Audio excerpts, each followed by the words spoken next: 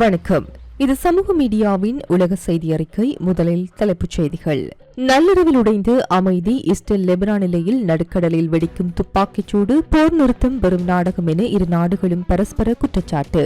புதினுடன் நேரடி மோதலுக்கு தயாரான ஜெலன்ஸ்கி மாஸ்கோவிற்கு எப்போது வேண்டுமானாலும் வரலாம் என ரஷ்யா பச்சை கொடி. ஈரான் போருக்கு அமெரிக்காவிடம் குவியும் எதிர்ப்பு. ட்ரம்ப் அரசுக்கு அதிர்ச்சி தரும் புதிய கருத்து கணிப்பு முடிவு. குவைத் மீது ஈரான் நடத்திய உக்கிரமான தாக்குதல். நேரில் சந்தித்து அமெரிக்காவின் உறுதிப்பாட்டை அறிவித்தார் மார்க்கோ ரூபியோ. அணு ஆயுத உற்பத்தி 2 மடங்கு அதிகரிப்பு. புதிய அணுசக்தி மையத்தை திறந்து வைத்து கிம் ஜாங் உன் அதிரடி பிரகடனம். உலகம் முழுவதும் தமிழர்களுக்கான AI WhatsApp business connect. Business தேடுறீங்களா? வாட்ஸ்அப் போதும். எந்த நாட்டிலிருந்தும் பதிவு செய்ய தயாரா இருங்க. கமிங் சூன்.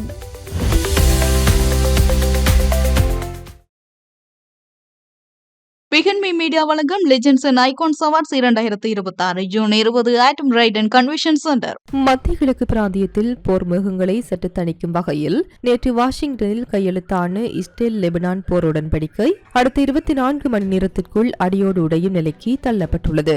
ஜூன் 5 இன்று அதிகாலை 2:42 மணிக்கு வெளியாகியுள்ள அவசர தகவலின்படி எல்லையில் போடப்பட்ட பலவீனமான போர் நிறுத்த மீறல்கள் காரணமாக இரு நாடுகளுக்கும் இடையே பதற்றம் மீண்டும் உச்சக்கட்டத்தை எட்டியுள்ளது. எல்லைப் பகுதியில் நிலவி வரும் இந்த அதிரடி ராணுவ நகர்வுகளை சர்வதேச பாதுகாப்பு பார்வையாளர்கள் மிக உன்னிப்பாக கண்காணிக்க தொடங்கியுள்ளனர்.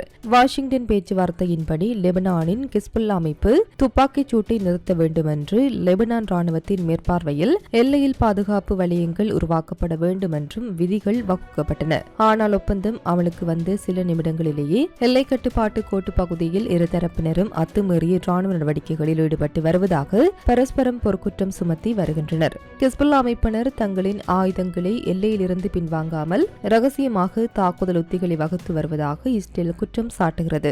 எல்லையை கடந்து இஸ்ரேலிய ரோன்களும் போர் விமானங்களும் லெபனான் வான்பரப்பிற்குள் அத்துமீறி பறந்து குண்டு வீச முயல்வதாக பெய்ரூட் நிர்வாகம் கொதித்தெழுந்துள்ளது. நேற்று மதியம் ஈரான் வெளியுறவு அமைச்சர் விடுத்து லெபனான் தலைநகர் பெய்ரூட் மீது இஸ்ரேல் சிறிய தாக்குதலை நடத்தினாலும் மத்திய கிழக்கில் தடுத்து நிறுத்த முடியாத ஒரு முழு அளவிலான போர் மீண்டும் தொடங்கும் என்ற பகிரங்க அச்சுறுத்தலின் பின்னணியில் தற்போதைய எல்லை மீறல்கள் ஒட்டுமொத்த உலகையும் அச்சுறுத்தி வருகின்றன. சர்வதேச பாதுகாப்பு வல்லுநர்களின் எச்சரிக்கைப்படி எல்லையில் நிலவும் இந்த இக்கட்டான சூழலில் இருதரப்பிலும் நிகழும் மிக சிறிய தவறான கணிப்பு அல்லது தன்னிச்சையான அத்துமுறல் கூட ஒட்டுமொத்த போர் நிறுத்தத்தையும் சுக்குநூறாக உடைத்து இஸ்ரேல் மற்றும் ஹிஸ்புல்லா இடையே மீண்டும் ஒரு கொடூரமான நேரடி பழிவாங்கல் போரை தூண்டிவிடும் என அஞ்சப்படுகிறது.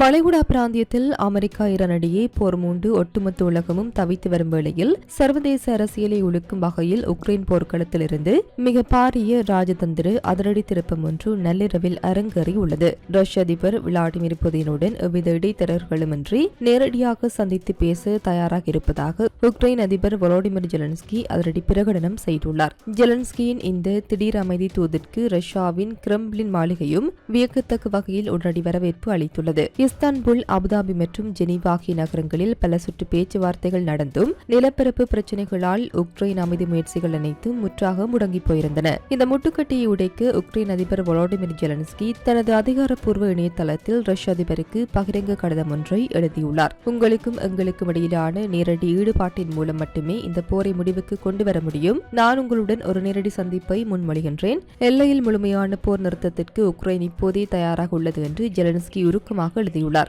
மேலும் பரந்த அமைதி உடன்படிக்கையில் முதல் கட்டமாக இரு நாடுகளிலும் சிறைப்பிடிக்கப்பட்டு அனைத்து போர் கைதிகளையும் முழுமையாக பரிமாறிக்கொள்ளும் அதிரடி திட்டத்தையும் ஜெலன்ஸ்கி முன்மொழிந்துள்ளார். ஜெலன்ஸ்கியின் இந்த கடிதத்திற்கு பதிலளித்துள்ள கிரெம்ளின் செய்தி தொடர்பாளர் டிமிட்ரி பெஸ்கோவ், ஜெலன்ஸ்கி எப்போது வேண்டுமானாலும் மாஸ்கோவிற்கு வரலாம், அவருக்கு வரவேற்பு அளிக்கப்படும் என்று அதிரடியாக அறிவித்துள்ளார். மறுபுறம் அமெரிக்க அதிபர் டொனால்ட் ட்ரம்ப் வளைகுடா போருக்கு மத்தியில் உக்ரைன் விவகாரத்தை முடிக்க ரஷ்யா சில சலுகைகளை வழங்க வேண்டும் என்று புதினை வற்புறுத்தியுள்ளார். வியாழக்கிழமை செய்தியாளர்களிடம் பேசிய ரஷ்ய அதிபர் புதின், உக்ரைனுடன் அமைதியான முறையில் உடன்பாட்டை எட்டு ரஷ்யா திறந்த மனதுடன் தயாராக உள்ளது.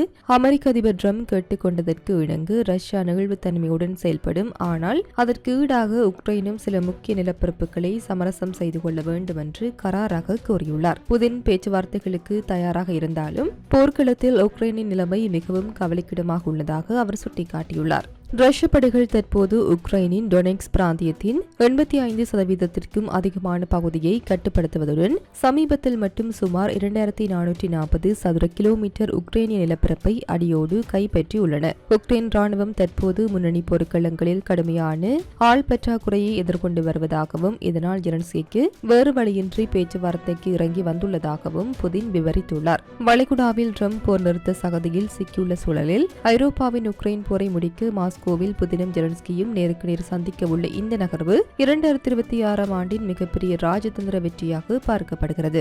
அமெரிக்க அதிபர் டொனால்ட் ட்ரம்ப் ஈரானுடன் இந்த வார இறுதிக்குள் ஒரு முக்கிய அமைதி ஒப்பந்தத்தை எட்ட முயன்று வரும் வேளையில் ஈரானுக்கு எதிரான அமெரிக்க இஸ்ரேல் கூட்டு போருக்கு அமெரிக்க வாக்காளர்களிடையே ஆதரவு மிகவும் குறைவாக இருப்பதாக அதிரடியான புதிய கருத்து கணிப்பு முடிவுகள் வெளியாகியுள்ளன. பிரபல மேரிலாந்து பல்கலைக்கழகம், இப்சோஸ் மற்றும் புரூக்கிங்ஸ் ஆகிய அமைப்புகள் இணைந்து மே 15 முதல் 21 வரை 1377 அமெரிக்கர்களிடம் இந்த தீவிர கருத்து கணிப்பை நடத்தின. இதில் பங்கேற்றவர்களில் 56%க்கும் அதிகமானோர் இதுவரையிலான இந்த ஈரான் போரானது அமெரிக்காவின் உள்நாட்டு மற்றும் வெளிநாட்டு நலன்கள் மீது நேர்மறையான தாக்கத்தை விட கடுமையான எதிர்மறையான தாக்கத்தையே அதிகம் ஏற்படுத்தியுள்ளதாக மிக வெளிப்படையாக தெரிவித்துள்ளனர். ஆளும் குடியரசுக் கட்சி மற்றும் எதிர்க்கட்சியான ஜனநாயக கட்சி வாக்காளர்களுக்கு இடையே இந்த விவகாரத்தில் பெரும் கருத்து வேறுபாடு நிலவுவது இந்த ஆய்வில் அம்பலமாகியுள்ளது.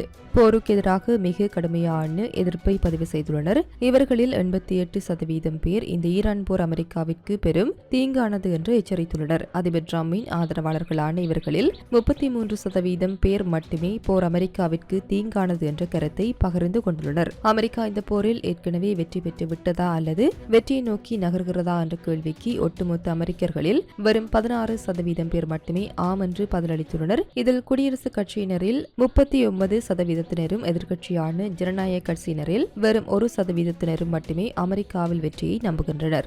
வளைகுடா பகுதியில் அமெரிக்க கடற்படை தளங்கள் தாக்கப்பட்டு போர் நிறுத்தம் மற்றும் ஒப்பந்த பேச்சுவார்த்தைகள் தீவிரமாகி வரும் தற்போதைய சூழலில் அமெரிக்க பொதுமக்களின் இந்த அதிரடி மனநிலை ட்ரம்ப் நிர்வாகத்திற்கு பெரும் அரசியல் அழுத்தத்தை ஏற்படுத்தியுள்ளது. குவைத் சர்வதேச விமான நிலையம் மற்றும் பக்ரைன் ராணுவ தளங்கள் மீது ஈரான் நடத்திய ஏவுகணை மற்றும் ட்ரோன் தாக்குதல்களை அடுத்து வளைகுடா நாடான குவைத்தின் பாதுகாப்பிற்கு அமெரிக்கா என்றும் அரணாக இருக்கும் என்ற தனது உறுதிப்பாட்டை அமெரிக்க வெளியுறவுத்துறை செயலர் மார்க்கோ ரூபியோ மிக வெளிப்படையாக பிரகடனம் செய்துள்ளார். மத்திய கிழக்கில் போர் பதற்றம் உச்சமடைந்துள்ள சூழலில் அமெரிக்க வெளியுறவுத்துறை செயலர் மார்க்கோ ரூபியோ குவைத் நாட்டின் வெளியுறவுத்துறை அமைச்சர் ஷேக் ஜட்ரா ஜாபர் அல் அக்மத் அல் சப் ஆகியோருக்கு இடையே ஒரு முக்கிய ராஜதந்திர சந்திப்பு நடைபெற்றது. இந்த சந்திப்பின் போது குவைத் சர்வதேச விமான நிலையம் மற்றும் நாட்டின் பிற பகுதிகளை குறிவைத்து ஈரான் நடத்திய கொடூரமான தாக்குதல்களுக்கு அமெரிக்கா சார்பில் ரூபியோ தனது பலத்த கண்டனங்களை பதிவு செய்தார். இந்த கூட்டத்திற்கு பிறகு அமெரிக்க வெளியுறவுத்துறை வெளியிட்டுள்ள அதிகாரப்பூர்வ அறிக்கையில் மார்க்கோ ரூபியோ குவைத்திற்கு 3 முக்கிய உறுதிமொழிகளை வழங்கியுள்ளதாக தெரிவிக்கப்பட்டுள்ளது.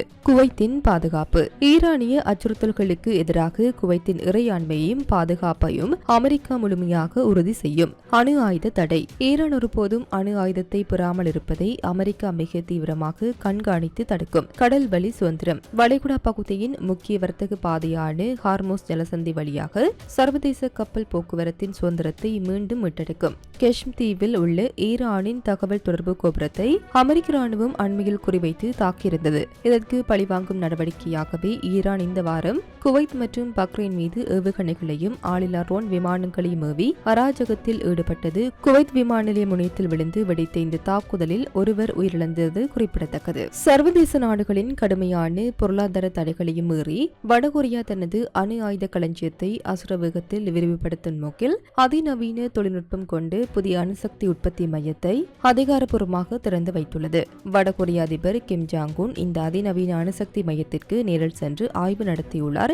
அப்போது ஆயுத தரத்திலான அணுப்பொருட்களின் உற்பத்தியை கணிசமாக உயர்த்த அதிகாரிகளுக்கு அவர் உத்தரவிட்டுள்ளார். அங்கு நடைபெற்ற உயர்மட்ட கூட்டத்தில் பேசிய கிம் ஜாங் உன் கடந்த 5 ஆண்டுகளுடன் ஒப்பிடும்போது வடகொரியாவின் அணு ஆயுத பொருட்களின் உற்பத்தி திறன் தற்போது 2 மடங்கிற்கு மேலாக அதிகரித்துள்ளதாக அதிரடியாக பிரகடனம் செய்துள்ளார். மேலும் நாட்டின் அணுசக்தி படையை அதிவேக விகிதத்தில் பலப்படுத்துவதற்கான எதிர்கால திட்டங்களையும் அவர் உறுதிப்படுத்தியுள்ளார். அதிநவீன யுரேனியம் சிறைவெட்டும் தொழில்நுட்ப குழாய்கள் வரிசையாக காட்சி தரும் புகைப்படங்களை வடகொரிய அரசு ஊடகம் வெளியிட்டுள்ளது. அமெரிக்கா மற்றும் தென்கொரியா ஆகிய தங்களின் மிக கொடூரமான எதிரிகளிடமிருந்து நாட்டை பாதுகாக்கவும் அணு ஆயுத தடுப்பு திறனை மேம்படுத்தவும் இந்த நடவடிக்கை அவசியமானது என வடகொரியா தரப்பில் வாதிடப்படுகிறது. அமெரிக்கா ஈரான் இடையே வளைகுடா பிராந்தியத்தில் அமைதி பேச்சுவார்த்தைகள் தீவிரமாக நடைபெற்று வரும் தற்போதைய சூழலில் வடகொரியா தனது அணுசக்தி பலத்தை இவ்வாறு தம்பட்டம் அடித்து காட்டுவது கிழக்கு ஆசிய பிராந்தியத்தில் புதிய ஆயுத பரவல் ஆபத்துக்களை ஏற்படுத்தியுள்ளதாக சர்வதேச ராணுவ ஆய்வாளர்கள் கவலை வெளியிட்டுள்ளனர்.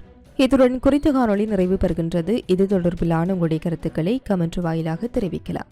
இது போன்ற பல செய்திகளை தெரிந்து கொள்ள நம்முடைய சமூக மீடியா யூடியூப் சேனலை சப்ஸ்கிரைப் செய்து அருகில் உள்ள பெல் பட்டனை கிளிக் செய்யுங்கள். மேலும் செய்திகளை உடனுக்குடன் தெரிந்து கொள்ள சமூகமீடியா.com என்ற இணையதளத்தின் வாயிலாக எங்களுடன் இணைந்திருங்கள்.